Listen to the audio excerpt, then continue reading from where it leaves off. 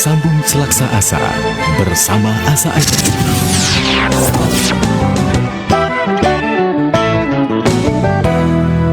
Asa FM, kami selalu ada untuk kebahagiaan Anda.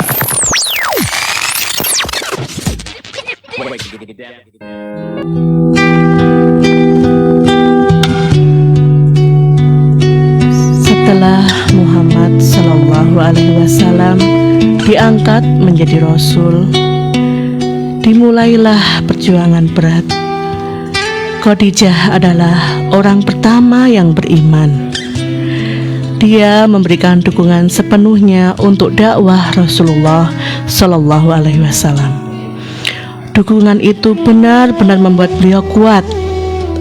Lalu Allah SWT mewajibkan sholat. Malaikat Jibril turun ke atas gunung di Mekah. Ia mengajari Rasulullah Sallallahu Alaihi Wasallam cara berwudu dan sholat. Lalu Rasulullah Sallallahu Alaihi Wasallam mengajarkannya kepada Khadijah. Di rumah Rasulullah Sallallahu Alaihi Wasallam tinggal pula dua orang lelaki belia. Yang pertama adalah sepupu Rasulullah Sallallahu Alaihi Wasallam yang bernama Ali bin Abi Thalib.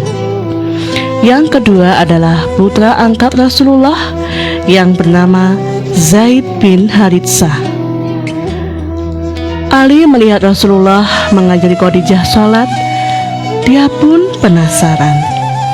Setelah dijelaskan, dia langsung beriman. Usia Ali saat itu baru sekitar 10 tahun. Secara sembunyi-sembunyi, Rasulullah Shallallahu Alaihi Wasallam dan Ali selalu pergi ke Syib untuk sholat. Hingga suatu hari Abu Thalib memergoki mereka. Keponakanku, paman lihat itu, paman jadi kepingin bertanya, sebenarnya agama apa yang engkau anut? Paman, ini adalah agama Allah, malaikatnya, Rasulnya, dan agama bapak kita Ibrahim. Jelas Rasulullah Shallallahu Alaihi Wasallam. Sungguh, tidak mungkin bagiku meninggalkan agama leluhurku. Tidak mungkin.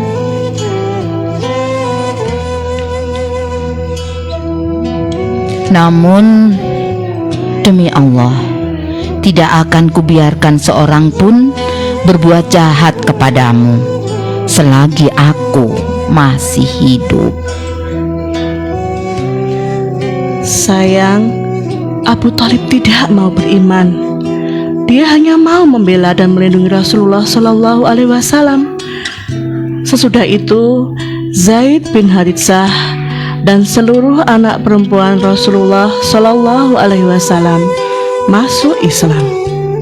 Sementara itu, dua putra Rasulullah meninggal sebelum beliau diangkat menjadi Rasul.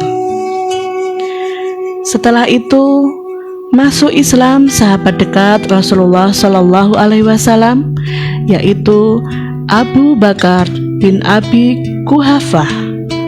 Melalui Abu Bakar, tokoh-tokoh Quraisy lainnya masuk Islam. Antara lain adalah Utsman bin Affan, Zubair bin Awam, Abdurrahman bin Auf, Sa'ad bin Abi Waqqas, dan Thalhah bin Ubaidillah. Lalu menyusul Abu Ubaidah bin Jarrah, Abu Salamah bin Abdul Asad, Arqam bin Abi Arqam, Utsman bin Maz'un, dan saudaranya yang bernama Qudomah dan Abdullah.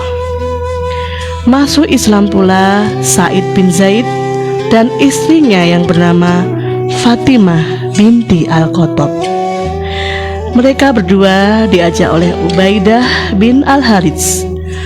Masuk Islam pula Asma binti Abu Bakar, Aisyah binti Abu Bakar, dan Kabab bin Al-Arad. Menyusul pula Umair bin Abi Waqqas, Abdullah bin Mas'ud, Mas'ud Al-Qari bin Rabi'ah, Salid bin Amr, dan saudaranya yang bernama Hatib. Selanjutnya masuk Islam pula Ayas bin Abu Rabi'ah dan istrinya yang bernama Asma binti Salamah, Unais bin Huzafah, Amir bin Rabi'ah, serta Abdullah bin Jahsi dan saudaranya yang bernama Abu Ahmad. Ja'far bin Abi Thalib dan istrinya yang bernama Asma binti Umais masuk Islam pula. Setelah itu menyusul sahabat yang lain, yaitu Hatib bin Al-Haris Al-Jumahi dan istrinya yang bernama Fatimah binti Al-Mujalil. Saudara Hatib yang bernama Hattab bin Al-Haris dan istri Hattab yang bernama Fukaihah binti Yasar juga masuk Islam. Saudara Hatib yang bernama Ma'mar bin Al-Harits juga masuk Islam. Lalu masuk Islam juga As-Sa'id bin Utsman, Al-Muttalib bin Ashar dan istrinya yang bernama Ramlah binti Abu Auf, Nuaim bin Abdullah, Amir Fuharah, mantan budak Abu Bakar pun menyusul. Masuk Islam pula Khalid bin Said dan istrinya yang bernama Umainah binti Khalaf, Hatib bin Amr, Abu Zaifah bin Rabi'ah, Waqid bin Abdullah, Khalid, Amir, Akil, Lias dari Bani Bukair pun menyusul kemudian. Lalu Ammar bin Yasir masuk Islam dan mengajak orang tuanya yang bernama Sumayyah dan Yasir. Mantan tawanan dari Romawi yang bernama Suhaib bin Sinan pun masuk Islam. Begitu juga beberapa budak seperti Bilal bin Rabah. Berlalunya 3 tahun dakwah Rasulullah Shallallahu Alaihi Wasallam secara sembunyi-sembunyi. Beliau membina umat Islam di rumah Arqam bin Abi Arqam. Nah, apakah dakwah akan berlangsung secara sembunyi-sembunyi selamanya? Terima kasih Bunda Nuri, hebat tadi sudah berkisah ya bagaimana perjuangan Nabi Muhammad. Bunda ini Bude penasaran sama sahabat-sahabat Rasulullah ya, yang pertama-pertama masuk Islam seperti Abu Bakar dan lain sebagainya. Mungkin suatu saat nanti kita bisa bercerita ya Bunda Nuri ya tentang dengan sahabat Rasulullah ya, pastinya. Sahabat-sahabat Rasulullah. Semakin kita mengenal tauladan kita, insya Allah akan semakin memberikan arahan langkah kita, dan kita tidak akan mencari teladan yang lain. Betul. Karena Rasulullah sudah sangat lengkap. Bagaimana beliau masa kecilnya tanpa bunda dan ayah. Beliau juga anak yatim. Iya. Kemudian jadi penggembala juga pernah Rasulullah lakukan pada masa kecilnya ya. Ketika di persusuan juga ya. Betul sekali Bunda. Ya begitu teman-teman dan juga ayah bunda.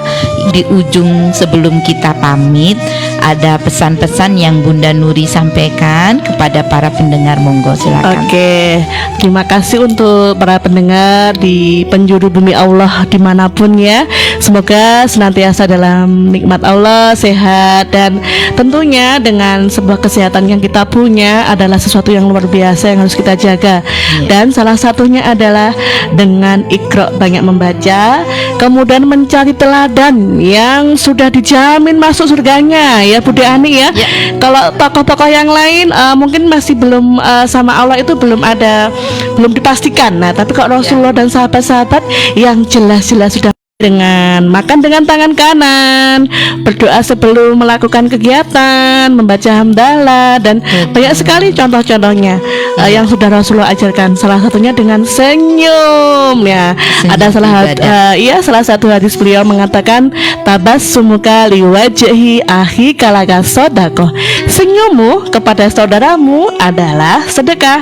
Yuk jangan lupa tersenyum. Bude Ani dan juga saya Bunda Nuri. Iya, kita mohon maaf sebesar-besarnya atas semua kesalahan, belibet kata ya. Oke. Karena nanti insya Allah kita ketemu lagi ya Bunda. Oke, Nuri, insya Allah, semoga Allah mudahkan. Amin, amin. Kebenarannya milik Allah Subhanahu wa Ta'ala, dan kesalahan ada pada kami berdua, mohon dimaafkan. Betul. Oke, banyak kata pasti banyak salahnya Bunda. Amin. Semoga Allah memaafkan kita semua. Iya, mari kita pamitan. Akhir kata, wassalamualaikum warahmatullahi wabarakatuh. Sampai jumpa.